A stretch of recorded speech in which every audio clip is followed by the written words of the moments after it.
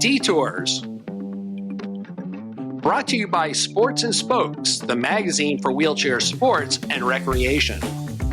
Just 1 month after winning gold in the 5,000 meters at the Tokyo Paralympics, Susannah Scaroni sustained a serious back injury after being struck by a car during a training run.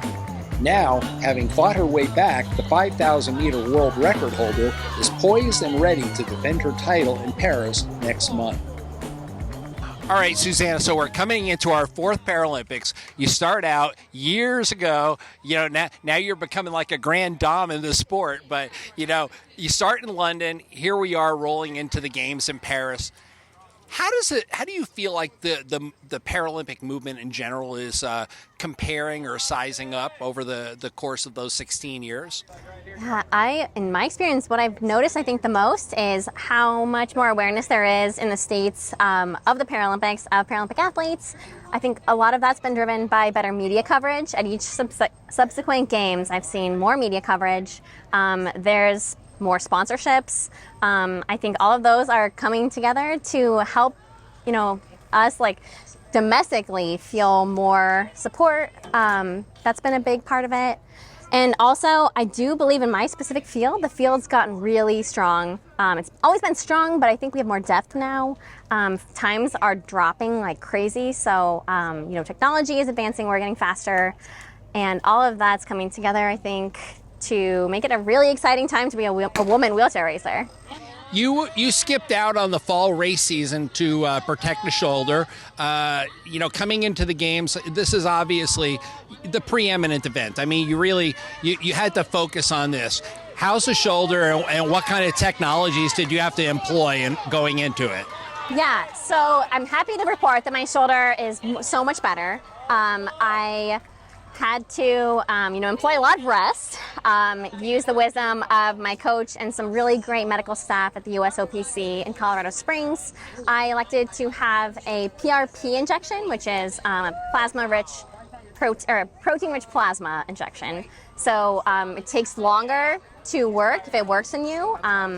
But we decided better to go for a long-term, better healthy solution, since I had between the spring and Paris to really focus on Paris. And that meant not doing a quick cortisone injection to do those fall marathons. And I'm really glad we made that choice so my body could fully heal. I feel really confident going into the games. I had an awesome competition in Switzerland at the end of May that made me just super excited for the races in Paris. I think it's hard to peg the top three, honestly, in all of my events, and I like that. I think it's fun, it's going to be really good racing, and I'm feeling confident.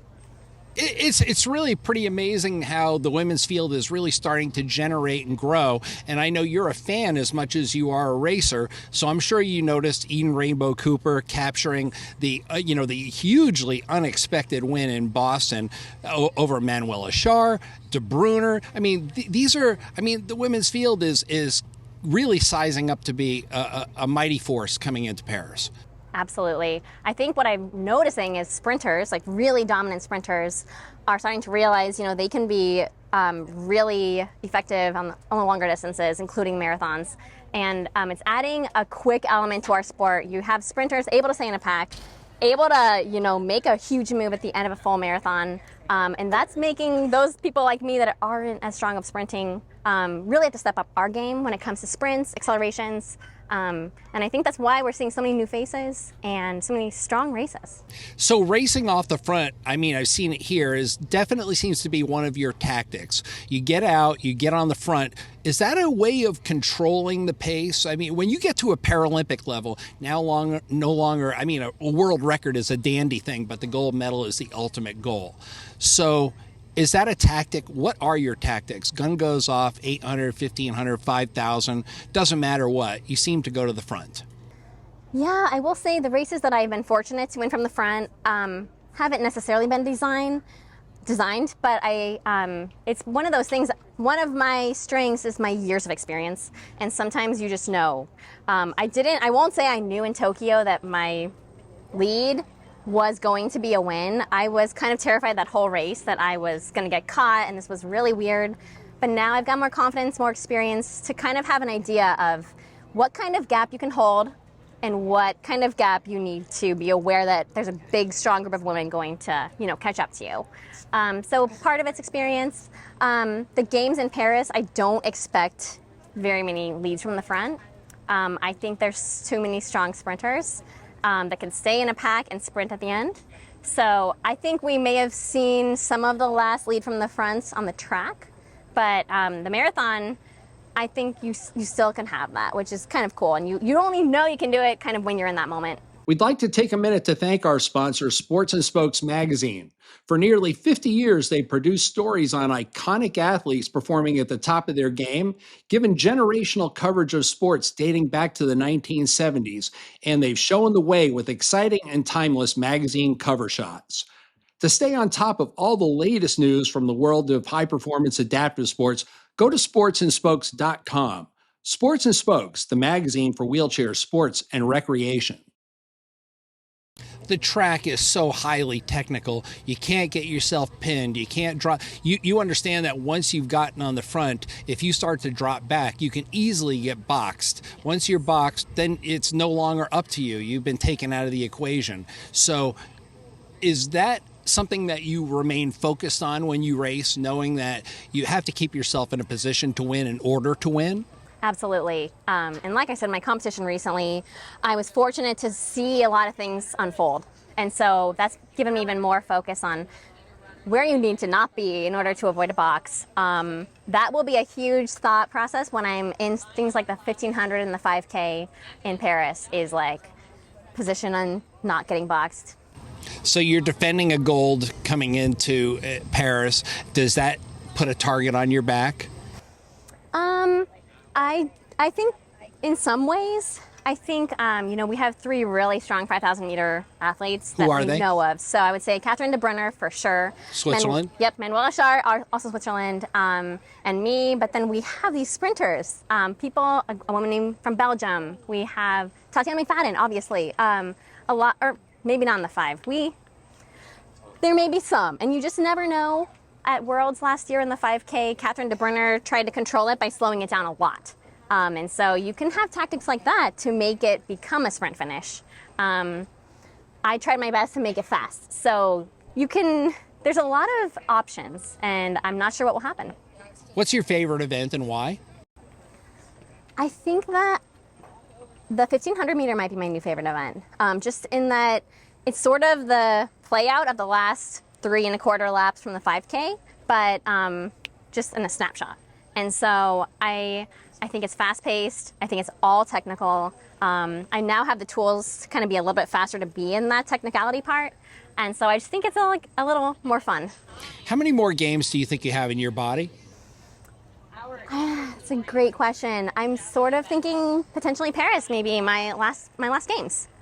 So I'm really supported by everyone, and so everyone's relaxed about like whatever I want to do. I might just see how it feels. So you came up, I just talked to your coach, or your former coach, Adam Blakeney. Current coach. Yeah. Current coach. Well, Yeah. he certainly is, with experience himself and a medal himself in the Paralympics. How do you see the collegiate program starting to play its role in the advancement of the adaptive athlete? Yeah, I think one, it's an enormous role. So you have some great junior programs, like I was fortunate to be a part of Para Sport Spokane, and then there was a next level option for me, and we have limited options for that. So the U of I offers, and Arizona, and some others in NCAA offer that like next level step for people that actually want to see this as something worthwhile and becoming a career out of. So it's an enormous role for that. And additionally, it gets more exposure into the NCAA. Now that there is more of a partnership with USOPC and NCAA, I think we're at the beginning of what can be really cool, in that it will provide more resources for para-athletes that don't just have to choose one university that offers a sport versus, being at a university, being a part of the NCAA, now being given those better resources, I think will help the whole Paralympic movement. Well, I'd love to get with you in the studio and talk about your role as a dietitian and all your qualifications. I want to hit you with 1 or 2 questions about what it means to nutritionally make yourself ready to be an athlete. how big a role has that played in your health, well-being, being able to maintain this status as long as you have? It's played a huge role in me in many, many ways. From the very beginning that sparked my interest in nutrition, I learned what not to do and what the risks are for undereating.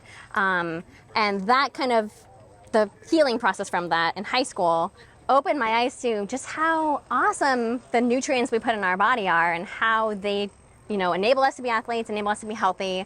The more I've learned through 10 years of college, the more routes I see nutrition playing roles in different ways. So whether it's mental health, whether it is sprinting or endurance, different things there, whether it's, recreational athletes, whether it's the aging lifestyle or lifespan, different conditions. I think nutrition has opened my world to see there isn't one thing you have to do, which means there's less fear around it. There are a lot of options. But then two, it's just been this kind of like exciting thing to keep trying.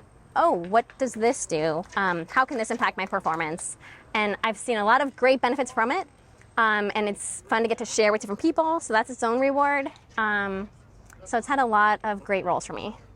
For you personally, is it more about natural, what you can get out of the grocery store, or are all athletes today utilizing shakes and other types of protein sources in order to get bigger, stronger, faster, and maintain their health?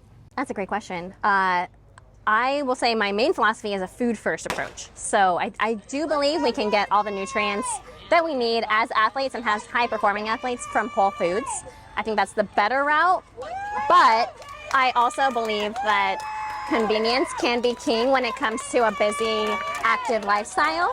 And I don't see there being a horrible risk with some supplements as long as they are third-party tested.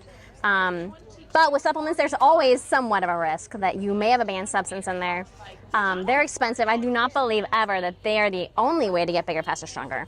But I can see their use in specific instances when time or access becomes an issue for someone.